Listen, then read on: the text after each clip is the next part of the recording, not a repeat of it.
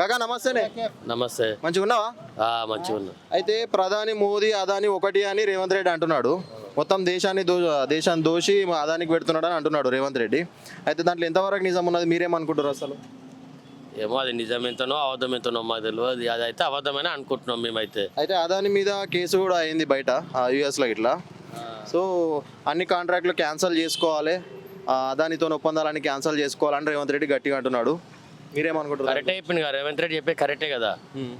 అది నిజమే కదా. అది అది అన్ని అబద్ధాలు. రేవంత్ రెడ్డి మీద చెప్పేటి అన్ని అబద్ధాలు. రేవంత్ రెడ్డి చేసింది ధర్నా మన చేసింది అది కూడా నిజమే, కరెక్టే. అది మళ్ళీ ఆడ ఇదేది మన చలో రాజభవన్ కాడ చేసిరు కదా, కరెక్టే చేసిండు కదా. దేశం మొత్తం రాజభవన్ చేసారు, కరెక్టే చేసిండు. మళ్ళీ అదంతా అబద్ధమని మేము ఇట్లా నమ్ముతున్నాం. అంటే ఇది అదానికి దోషపెట్టుడు నిజమే అని అనుకుంటారా మీరు?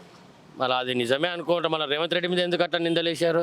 ఈ రేవంత్ రెడ్డి మాటను మీరు సపోర్ట్ చేస్తారా, లేకపోతే నిజంగా ప్రధాని తప్పు చేసిండు అని అనుకుంటారా మీరు? ప్రధాని తప్పు చేసిండు అంటే దోచి పెడుతుండా అదానికి? దోచి పెడుతుంది కాబట్టే కదా ఈ ప్రూఫ్స్ అని బయట పడుతున్నాయి. అయితే ఇప్పుడు ప్రధాని తప్పు చేసిండు, మోడీ తప్పు చేసిండు అని మీరు అనుకుంటున్నారా? మోడీ తప్పు చేయలేడు, అదానే తప్పు చేసిండు. అదానే తప్పు చేసిండు. అయితే రేవంత్ రెడ్డి అనేది ఏంది, ప్రధానే దోచి పెడుతుండు అంటున్నాడు, మోదీ మొత్తం దోచి పెడుతుండు అదానికి అని అంటున్నాడు. లేదు, మోడీ 100% గ్యారెంటీ ఆయన సక్సెస్ఫుల్ గా కరెక్ట్ గా చేస్తుండు. అయితే మొత్తం కాంట్రాక్ట్లు అన్ని క్యాన్సిల్ చేసుకోవాలని చెప్పేసి అంటున్నారు. అవును, రేవంత్ రెడ్డి వాదిస్తున్నాడు. సో దానికి ఏమంటారు మీరు? నేను 100% సక్సెస్ ఇస్తున్నా. రేవంత్ రెడ్డి చేసిన అన్ఫాలోబుల్. మొత్తానికి పాలన ఎట్లున్నది రేవంత్ రెడ్డిదా? అన్ఫాలోబుల్, ఏ ఫాలోయింగ్ బాగాలేదు. ఇప్పుడు 2 రకాలు ఉంటాయండి. కొంతమంది వేల కోట్లు బ్యాంకులోంచి తీసుకుపోయి ఇంగ్లాండ్లో కూర్చున్నారు. వాళ్ళు పుట్టరాగలిగారా? కాంగ్రెస్ గవర్నమెంట్ కూడా ఉంది కదా, అప్పుడు వాళ్ళు పుట్టరాలేదా? కరప్షన్ అనేది అన్ని డిపార్ట్మెంట్లు అన్ని గవర్నమెంట్లో ఉంది. ఎవడు దానికి అతీతులు కాదు. మోదీ మొత్తం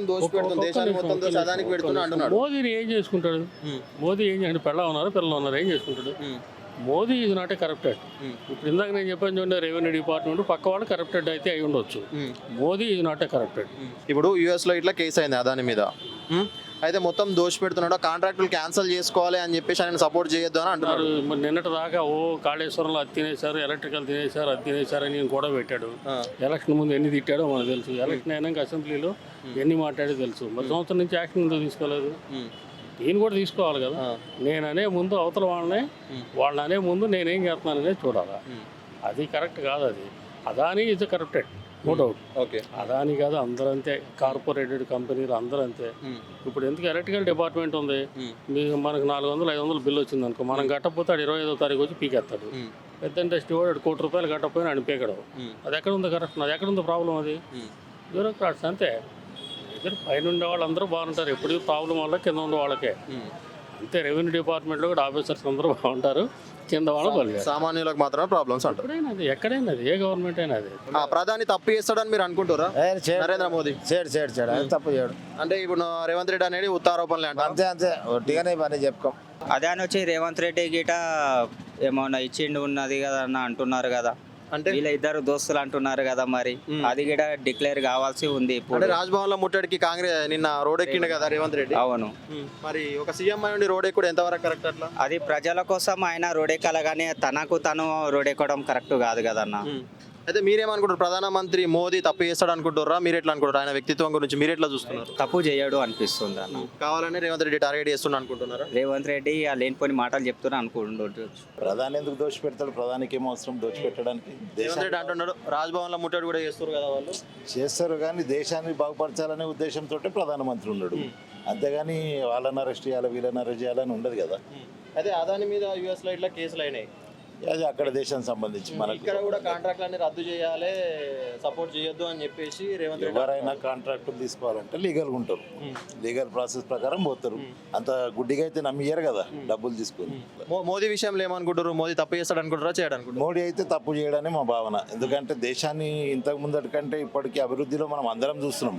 మేక్ ఇన్ ఇండియా తెచ్చిండు, మంచి మంచి పథకాలు, గ్రామీణ సడక్ యోజన కింద ప్రతి పల్లెటూర్లకు రోడ్లు వేసారు, అన్ని బాగానే ఉన్నాయి. ప్రధాని అయితే ఇక కావాలనే రేవంత్ రెడ్డి చెప్తున్నాడు, అంతేగాని కావాలనేది చేసా, కానీ అది కరెక్టే. అది మోడీ వ్యక్తిత్వం ఎట్లా మంచోడే అనుకుంటారా, ఏమనుకుంటారు? మంచిది, మోడీ అయితే మంచిదే, అదే ఏం లేదు. కానీ ఆయన చేసిన బాగానే ఉన్నాయి, కానీ ఈయన వచ్చిన సందే మొత్తము మన తెలంగాణ మొత్తం ఏమీ ఫలితం ఏం అనిపిస్తలేదు.